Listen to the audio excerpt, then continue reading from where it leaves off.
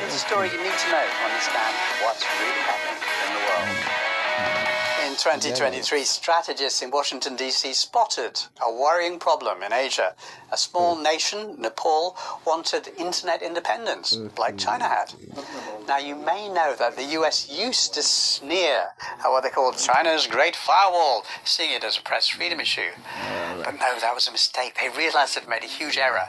China having its own internet meant that the country could develop its own entire web ecosystem for commerce and information and everything else.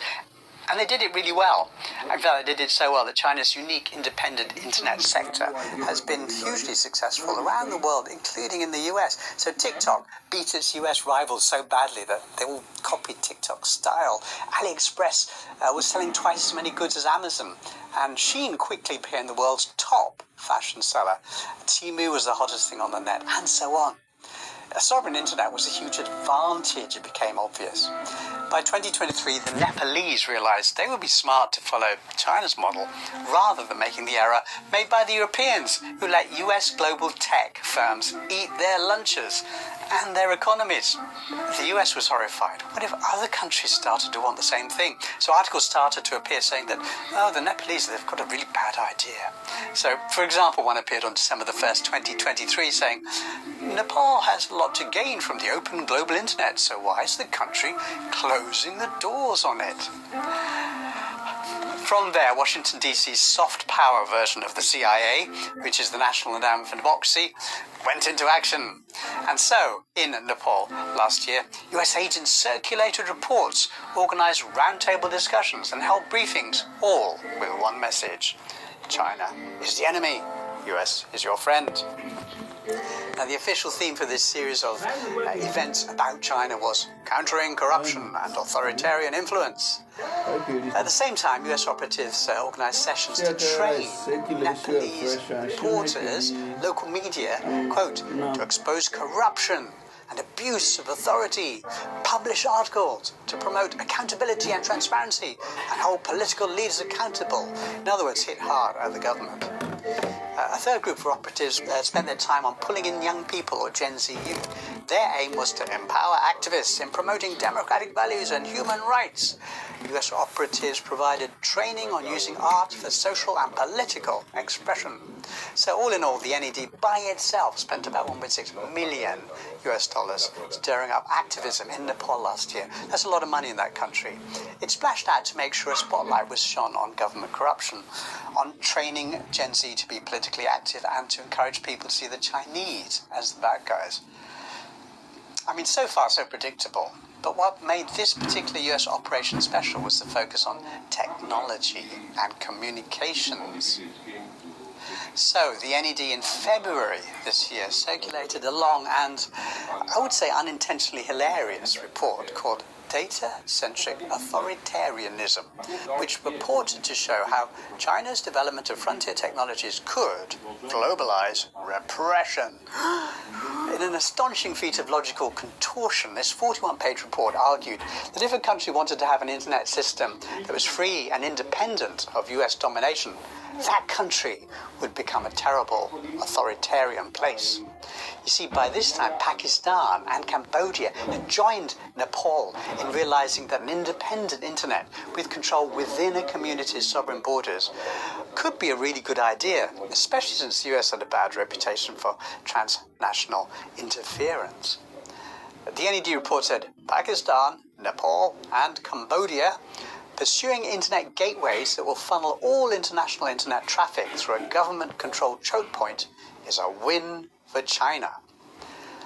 How can it be a win for China, who's not involved at all?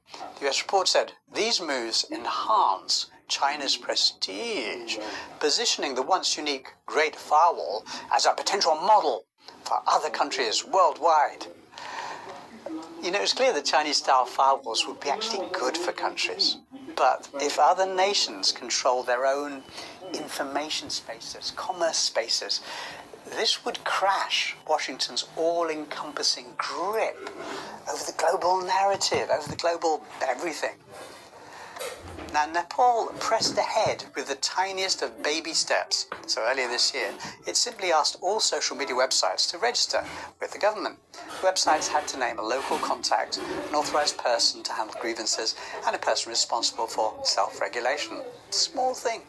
Now, these details had to be given to Nepal's Ministry of Communications and Information Technology. Deadline September the 3rd.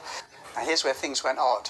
TikTok, which has a Chinese parent, was happy to sign up, and so did an app called We Talk, and one called Viber, which I think is from an Israeli company. But the US apps, Facebook, WhatsApp, LinkedIn, and so on, refused to obey. Were they told to do that by Washington? I don't know. The Nepalese government had no choice but to follow through on what it had said by halting them. That's when the Gen Z activists went into action. In the ensuing chaos, lives were lost, property was destroyed, and the cost to Nepal, a poor country, has been enormous, reputationally and financially. It's been tragic. But think about this. The call for protests came from the media sector, the sector trained to publish anti-government articles by the NED. Is that a coincidence? The theme of the protest was to expose corruption and abuse of authority, which is exactly the theme the NED had suggested. But, of course, that may also just be a coincidence. And the main participants were Gen Z youth, the exact group the NED had been training for political activism. That may also be a coincidence. And allegations are circulated saying the trouble is all China's fault, just as a series of 2024 briefings from the NED had suggested. But let's not forget the root of the problem. The Nepalese wanted an internet system of their own so they could develop their own apps. They could keep out foreign interference and have a measure of internet independence for their own people. This would have been good for the people, especially the creative young Gen Z people in Nepal, who could create their own apps for music, for commerce, for whatever. But now instead they're stuck in the US-dominated model, which of course will tell them a Western narrative. You know, West is best, West is bad.